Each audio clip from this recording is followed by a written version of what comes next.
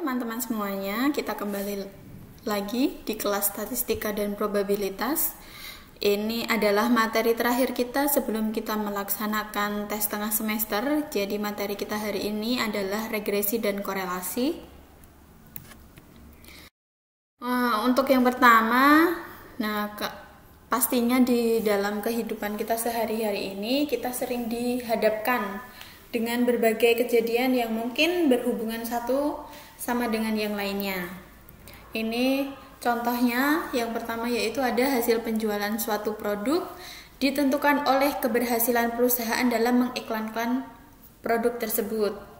Untuk yang kedua ada efektivitas proses belajar mengajar suatu mata kuliah dengan keberhasilan mahasiswa dalam menyelesaikan soal tes. Oke, selain itu ada juga hubungan. Kalau tadi kita berbicara tentang kejadian yang saling berhubungan, tapi ini contoh dari kejadian yang tidak berhubungan satu dengan yang lainnya. Ini contohnya yaitu adalah meningkatnya jumlah penduduk dengan banyak turis yang berdatangan ke Bali. Ini tidak ada hubungannya sama sekali. Kemudian ada banyak kecelakaan di Jakarta tidak dipengaruhi oleh meningkatnya harga kebutuhan pokok. Dan yang terakhir ini adalah menurunnya nilai ekspor tidak ada hubungan dengan seringnya terjadi demonstrasi di Jakarta. Nah, jadi untuk dari beberapa kejadian tadi yang sudah saya contohkan, kita perlu juga melakukan analisis seberapa besar hubungan antara kejadian-kejadian tersebut. Ini kita berbicara tentang hubungan antar dua variabel. Yang pertama ada hubungan searah positif. Jadi kalau hubungan searah positif apabila ada dua variabel, yang variabel pertama kita misalkan dengan X dan variabel kedua itu kita misalkan dengan Y. Jadi kalau misalnya variabel X bertambah, maka variabel Y pun akan mengikuti, akan bertambah juga. Ini contohnya hubungan antara pengeluaran ikan dengan jumlah penjualan. Kemudian untuk yang kedua ada hubungan kebalikan atau negatif. Jadi kalau misalnya ada variabel X bertambah, nanti variabel Y itu akan sebaliknya, yaitu adalah berkurang atau kebalikannya. Kalau misalnya variabel X berkurang, variabel Y itu akan bertambah. Nah, ini contohnya adalah hubungan antara harga barang dengan jumlah yang diminta. Nah, kalau yang ini yang ketiga yaitu adalah tidak ada hubungannya sama sekali. Jadi variabel X tidak mempengaruhi perubahan variabel Y. Contohnya adalah hubungan antara konsumsi pangan dengan tingginya gedung, karena ini tidak ada hubungannya sama sekali. Nah, untuk yang selanjutnya kita akan membahas ini dua kejadian yang berhubungan. Nah, khususnya itu adalah hubungan yang dapat diukur secara matematis, bukan hanya sekedar punya hubungan saja. Nah, untuk hal ini itu nanti akan ada dua bagian yang kita perlu ukur dan analisis, yaitu yang pertama adalah bagaimana hubungan fungsional dua kejadian tersebut atau bagaimana persamaan matematis yang menghubungkan atau merepresentasikan hubungan antara dua kejadian itu. Kemudian yang kedua yaitu adalah seberapa kuat atau keeratan hubungan dari dua kejadian tersebut. Nah, untuk yang pertama ini akan kita pelajari mengenai regresi, dan yang kedua itu kita akan mempelajari tentang korelasi. Yang pertama yaitu adalah regresi. Jadi regresi sendiri adalah hubungan fungsional dua variabel ataupun lebih. Kemudian untuk analisis regresi ini merupakan analisis yang memanfaatkan hubungan antara dua variabel atau lebih. Nah, tujuannya sendiri itu adalah untuk mengetahui bentuk hubungannya, baik ada linear dan tidak linear.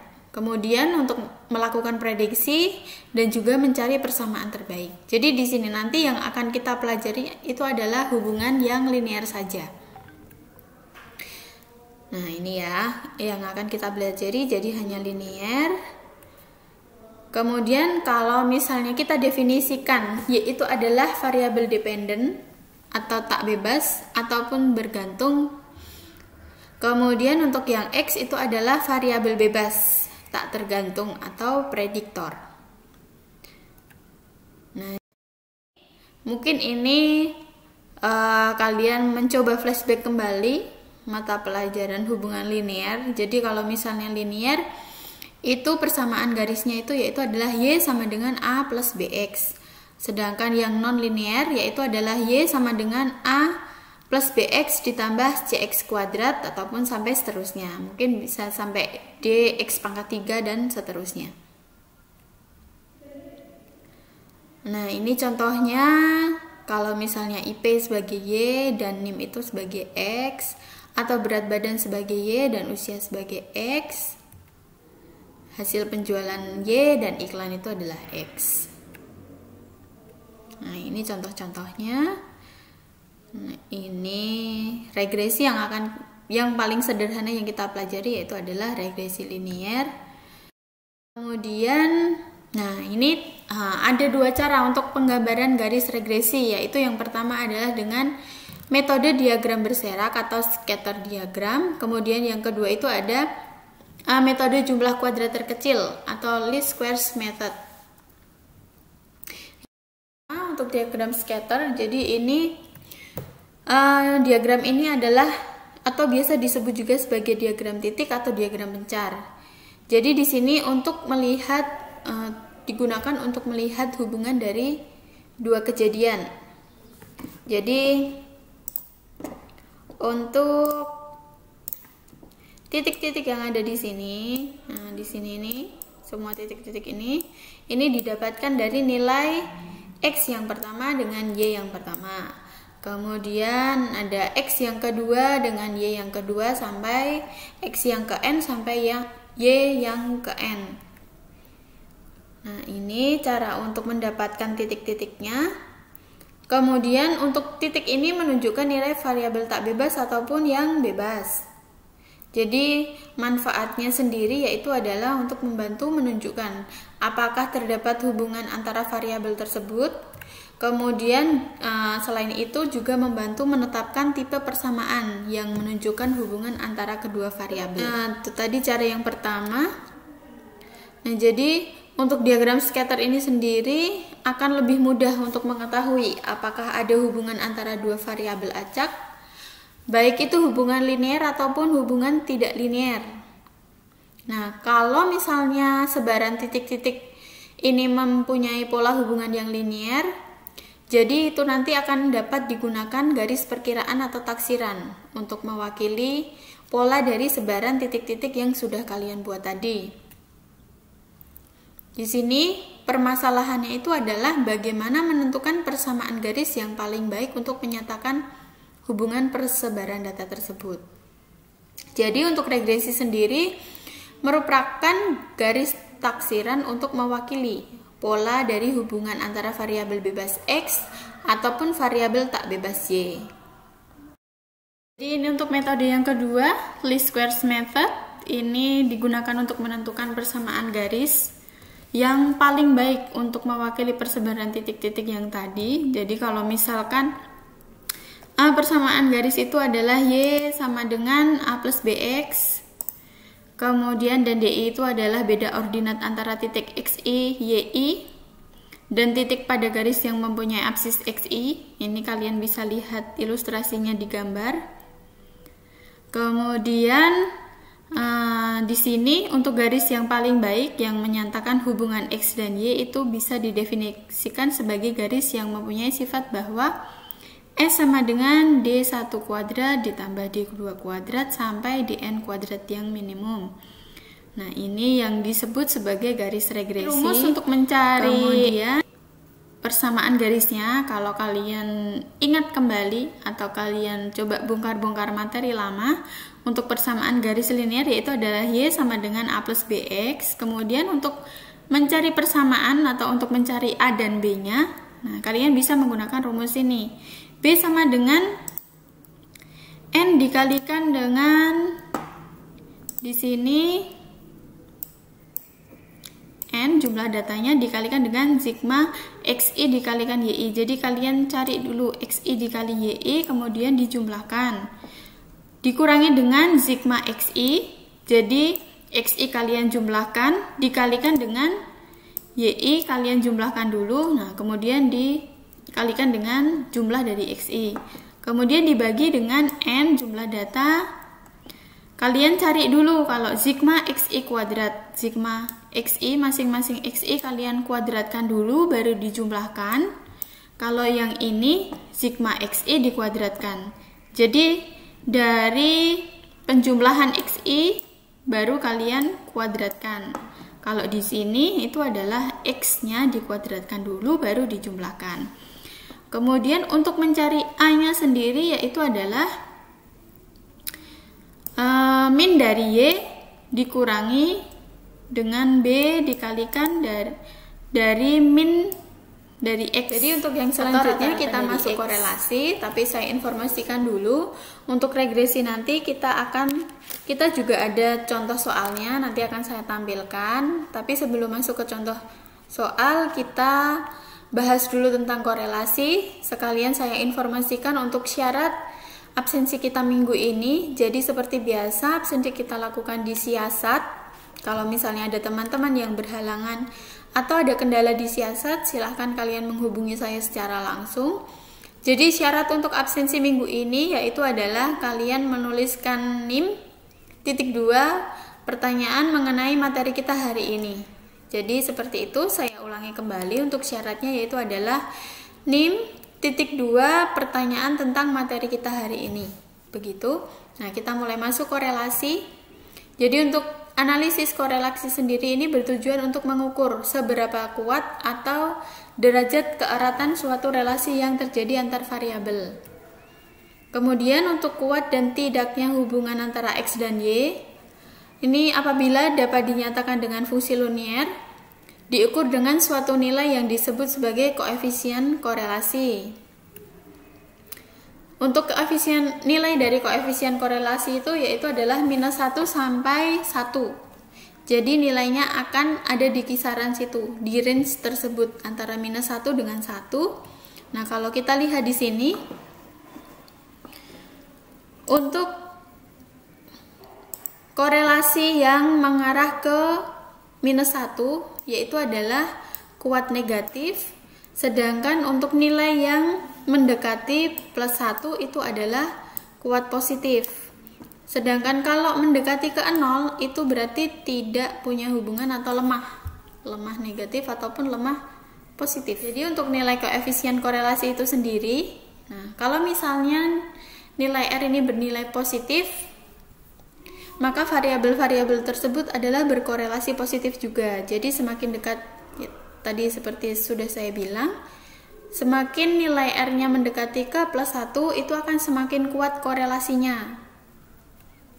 Kemudian kalau untuk R bernilai negatif, variabelnya itu berkorelasi negatif.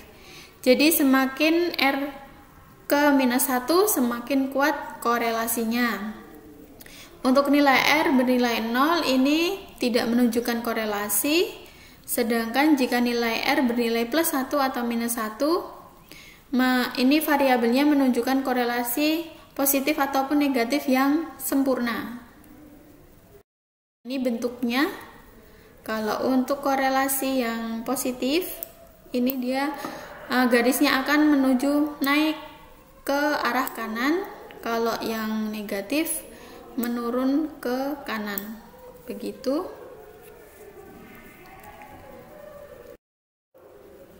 Nah, jadi untuk analisis korelasi ini dapat diketahui hubungan antar variabel. Nah, jadi untuk analisis korelasi ini merupakan suatu hubungan kebutuhan atau memang hubungan yang sebenarnya. Untuk korelasi positif adalah korelasi dari dua variabel. Nah, jadi apabila variabel yang satu meningkat atau menurun, variabel lainnya pun juga akan mengikuti, baik meningkat ataupun menurun. Kemudian untuk yang negatif, jadi kalau misalnya variabel yang satu meningkat atau menurun, maka variabelnya menurun atau meningkat. Jadi kebalikannya. Kalau yang satu meningkat berarti yang satu menurun, kalau misalnya yang satu menurun berarti yang satunya lagi meningkat. Untuk variabel korelasi yang sempurna, Jadi di sini apabila kenaikan atau penurunan variabel yang satu itu berbanding dengan kenaikan atau penurunan variabel yang lainnya. Sedangkan untuk tidak ada korelasi ini terjadi apabila kedua variabel X dan Y ini tidak menunjukkan adanya hubungan. Nah, untuk jenis koefisien korelasi sendiri, yang pertama itu ada koefisien korelasi Pearson. Ini nanti ada dua metode yang akan kita pelajari. Jadi untuk koefisien korelasi Pearson ini adalah indeks atau angka yang digunakan untuk mengukur keeratan hubungan antar dua variabel yang datanya itu berbentuk data interval ataupun rasio. Jadi untuk metode yang kita pelajari untuk korelasi Pearson itu ada dua. Yang pertama itu adalah metode least square. Ini untuk mencari R atau korelasi Pearson itu adalah N dikalikan dengan sigma X kali Y. Jadi kalian cari dulu X dikali Y, kemudian kalian jumlahkan dikurangi dengan sigma X dikali dengan sigma Y. Jadi X nya kalian jumlahkan, Y nya kalian jumlahkan, dibagi dengan akar dari X kuadrat sigma X kuadrat ya. Jadi X nya kalian cari dulu masing-masing X, kalian kuadratkan, baru kalian jumlahkan, kemudian sigma X dikuadratkan. Jadi jumlah dari nilai X baru kalian kuadratkan, sama kemudian dikali dengan N sigma Y kuadrat dikurangi sigma Y dikuadratkan. Ini untuk metode yang least square. Kemudian untuk metode product moment, jadi sigma XY dibagi dengan akar dari sigma X kuadrat dikali dengan sigma Y kuadrat, di mana untuk R sendiri itu adalah koefisien korelasi, kemudian X kecil itu adalah deviasi dari min untuk variabel X. Jadi untuk mencari X kecil itu adalah nilai X dikurangi dengan rata-rata dari X, kemudian Y kecil itu adalah nilai Y dikurangi dengan Y min dari Y atau rata-rata dari Y. Kemudian untuk koefisien determinasi,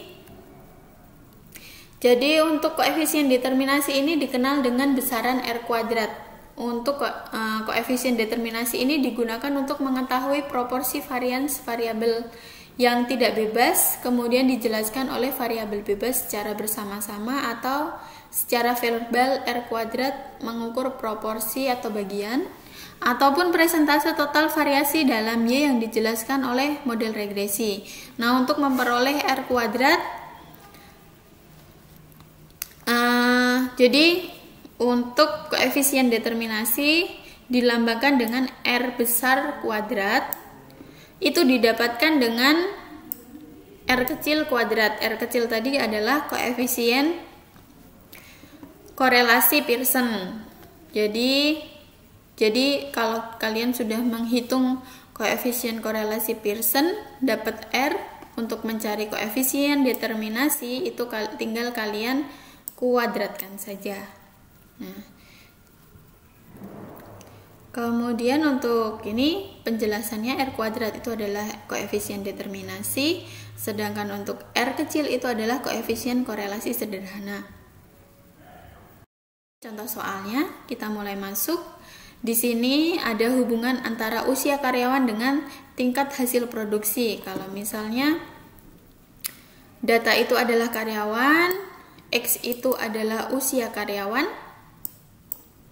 Y itu adalah hasil produksi. Jadi kalau kalian mendapatkan, kebetulan ini kan sudah dikasih keterangan, tetapi kalau kalian mendapatkan hanya soal saja, kalian analisa dulu mana variabel yang dependen, mana variabel yang independen, atau mana variabel yang bebas dan mana yang variabel tak bebas. Atau juga kalian kalau masih bingung antara bebas dan tak bebas, gini, kalian cari mana variabel yang mempengaruhi dan mana variabel yang dipengaruhi. Kalau untuk variabel yang dipengaruhi, yaitu adalah variabel Y. Kalau untuk variabel yang mempengaruhi, itu adalah variabel X. Begitu caranya. Ini untuk penyelesaiannya. Jadi untuk penyelesaiannya yang pertama kalian buat tabel dulu sambil kalian lihat juga rumus untuk mencari regresi dan untuk mencari korelasi atau mencari persamaan garis. Apa saja sih variabel-variabel yang kalian perlukan? Yang pertama, sesuai tadi datanya, kalian lihat data X dan Y. Kemudian kalian untuk mencari nilai X kecilnya didapatkan dari X dikurangi dengan rata-rata dari X. Untuk Y kecil yaitu adalah nilai dari Y dikurangi dengan rata-rata dari Y. Maka dari itu kalian perlu mencari dulu rata-rata dari X dan rata-rata dari Y. Nah, ini di sini rata-rata dari Y itu dapat 7, rata-rata dari X itu dapatnya 37. Jadi untuk yang pertama kita mencari X kecil yaitu adalah X dikurangi dengan rata-rata dari X. Jadi 30 dikurangi dengan ini 37, hasilnya adalah minus 7 sampai seterusnya. Kemudian untuk Y kecil kita juga melihat nilai dari Y dikurangi dengan rata-rata dari Y. Jadi 6 dikurangi 7 dapatnya minus 1 sampai seterusnya. Kemudian kalian cari Sigmanya berapa. Terus di sini kalian juga cari nilai dari X kuadrat. Jadi minus 7 dikuadratkan. Dapatnya 49 sampai seterusnya kalian jumlahkan. Untuk Y kuadrat pun begitu. Nah, di sini X dikalikan dengan Y. Jadi minus 7 dikalikan dengan minus 1, hasilnya adalah 7. Sini 12 dikali 2, 24. Sampai seterusnya kalian cari jumlahnya juga ya. Dan yang kedua yaitu adalah kalian mencari persamaan regresi. Kalau seperti yang tadi sudah kita bahas, persamaan regresi yaitu adalah Y sama dengan A plus BX. Untuk mencari B, kalian dari tabel yang kalian tadi sudah buat, kalian tinggal masukkan ke dalam rumus sehingga dapatnya sekian. Kemudian untuk A juga sama, hasilnya itu adalah sekian. Kemudian kalian masukkan ke dalam persamaan tadi, Y sama dengan A plus BX. A-nya adalah minus 0,03, sedangkan B-nya itu adalah 0,19X. Kemudian untuk untuk mendapatkan sampelnya, kalian coba ubah nilai X. Kalau misalnya nilai X adalah 3, Y-nya itu dapat berapa? Oh, dapat 0,54. Kalau misalnya X-nya 6. Jadi ini random aja, kalian mau cari sampelnya. Kemudian setelah kalian mendapatkan nilai X dan nilai Y, baru kalian masukkan ke dalam diagram scatternya sehingga kalian bisa melihat diagram scatternya itu seperti apa. Nah, jadi hasil produksi itu akan bertambah sebesar 0,19 setiap kenaikan usia sebanyak 1 satuan. Kemudian untuk hubungan karyawan dan hasil produksi itu adalah positif karena garisnya naik ke arah kanan. Begitu. Nah, di sini selanjutnya setelah kalian mendapatkan persamaan garisnya, kalian mencari koefisien korelasinya. Jadi tinggal kalian masukkan nilai R, itu mendapatkan 0,99, yaitu adalah mendekati nilai plus 1. Yaitu adalah kuat positif. Ini ya, kuat positif. Kemudian untuk mencari koefisien determinasi seperti yang tadi, ini simbolnya bisa KP ataupun R besar kuadrat sama dengan R kuadrat. Jadi 0,99 dikuadratkan dapatnya 0,9801, kalian kalikan dengan 100%, dapatnya adalah 98%. Jadi kalau kita tarik kesimpulannya, 98% perubahan variabel Y itu ditentukan oleh variabel X, atau 98% hasil produksi ditentukan oleh usia karyawan.